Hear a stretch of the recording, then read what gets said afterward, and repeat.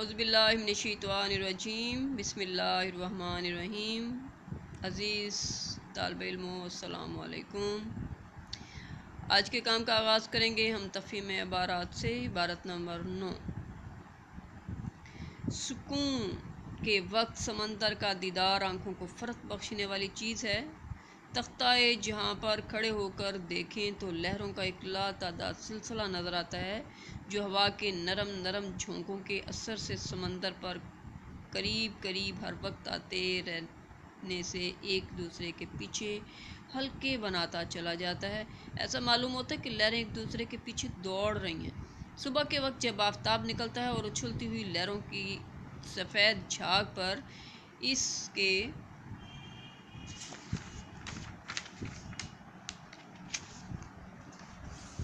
کرنیں پڑتی ہیں تو کوس قزح کے سارے رنگ دفتن شفاف پانی کے تخموں پر چمک جاتے ہیں اور دور افق کے قریب تو سنہری رو پہلی فرش جو ہے بچھا ہوا نظر آتا ہے،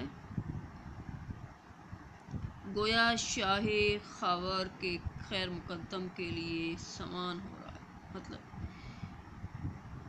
سورج جو چڑھ رہا ہے، سورج جو بلند ہو رہا ہے، طلوع ہو رہا ہے، اس کی جو ہے کہہ لیں کہ اس کو خوش آمد کہنے کے لیے، اس کی خوش آمدید کہنے کے لیے یہ تمام کوششیں ہو رہی ہیں۔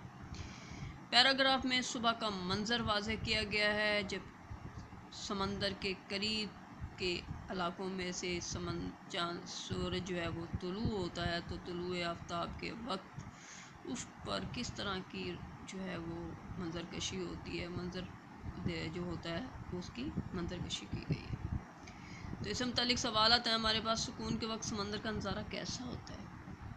سکون کے وقت سمندر کا نظارہ قابل دید ہوتا ہے، آنکھوں کو فرحت ملتی ہے، روح کو چین ملتا ہے۔ تختہ جہاز سے سمندر کیسا نظر آتا ہے؟ اگر ہم تختہ جہاز پر کھڑے ہو کر سمندر کا نظارہ کریں تو سمندر کی لہروں کا ایک نہ ختم ہونے والا لامتناہی سلسلہ نظر آتا ہے۔ ہوا کے جھونکوں کا باعث لہریں ایک دوسرے کے پیچھے چلتی دکھائی دیتی ہیں۔ صبح کے وقت سمندر کا منظر کیسا ہوتا ہے؟ صبح کے وقت سمندر کا منظر نہایت دلکش اور اچھلتی لہروں کی سفید جھاگ پر سورج کی کرنیں پڑتی دکھائی دیتی ہیں تو لگتا ہے کہ کوس قزح بنتی جا رہی ہے۔ دور افق کے قریب کیا نظر آتا ہے؟ افق کے قریب سمندر کی سنہری جو ہے وہ روئیں بچھی دکھائی دیتی ہیں۔ ایسا معلوم ہوتا ہے کہ جیسے سورج کی خیر مقدم کی تیاری ہو رہی ہے۔ اسی کے ساتھ کریں گے ہم عبارت نمبر 10۔ عبارت نمبر 10، آئیے اس کو پہلے پڑھیں۔ انتخاب کتب ایک اہم مسئلہ ہے، اس لیے اس طرح کی احتیاط اور غور و فکر کی ضرورت ہے جس طرح کے دوستوں کے انتخاب کے لیے۔ جس طرح ایک اچھی اور نیک چال چلن کا مالک انسان اپنے دوست کو برائی سے بچا لیتا ہے اور ایک برا دوست اپنی بد کرداری کی وجہ سے دوسرے دوست کو بھی تباہ کر دیتا ہے، اسی طرح اچھی کتابیں دل و دماغ اور عادات و اطوار پر اچھا اثر ڈالتی ہیں اور مخرب اخلاق اور بے ہودہ کتابیں طبیعت کو برائی کی طرف مائل کرتی ہیں۔ اسی طرح بری کتابوں کا مطالعہ پڑھنے والے کی اخلاق کی موت کا باعث بنتا ہے۔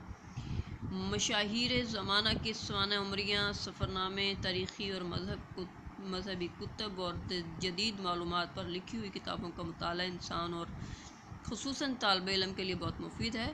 اخلاقی کتابوں کے مطالعے سے اخلاق بلند ہوتا ہے۔ مطلب یہاں کتاب بینی سے متعلق معلومات دی گئی ہیں کہ کتابوں کا اچھا انتخاب، اچھے ذخیرہ الفاظ، خوبصورت معیاری مواد انسان کی ذہن سازی کا باعث بنتا ہے، اس کے اندر اچھے خیالات پیدا ہوتے ہیں، اخلاقیات پروان چڑھتے ہیں اور اس کے کردار کو مضبوط کرتی ہیں اچھی کتابیں۔ لیکن اسی طرح سے برا مواد جو ہے وہ ہلکے لفظ، بیہودہ الفاظ جو ہیں وہ انسان کے خیالات کو جو ہے تباہ کر دیتے ہیں، انسان کے اخلاق کو تباہ کر دیتے ہیں۔ آئیے اس سے متعلق چند سوالات کے جوابات دیں۔ کتابوں کے انتخاب میں کس چیز کی ضرورت ہے؟ کتابوں کے انتخاب میں بڑی احتیاط اور غور و فکر کی ضرورت ہے، بالکل ایسے ہی جیسے کسی نفیس اور عمدہ دوست کے انتخاب میں غور و فکر کی ضرورت ہوتی ہے۔ برا دوست کیا نقصان پہنچاتا ہے؟ برا دوست اپنی بدکاری اور بد اخلاقی کے سبب نہ صرف اپنا احترام کھو دیتا ہے بلکہ اپنے ساتھیوں کی بدنامی کا بھی باعث بنتا ہے، ان کی بھی اخلاق جو ہے وہ خراب کر دیتا ہے۔ خراب کتابوں کے پڑھنے سے کیا نقصان ہوتا ہے؟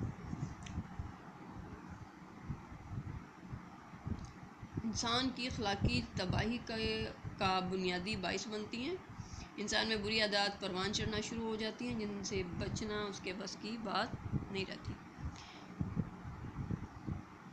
طالب علم کے لیے کون سی کتابیں مفید ہیں؟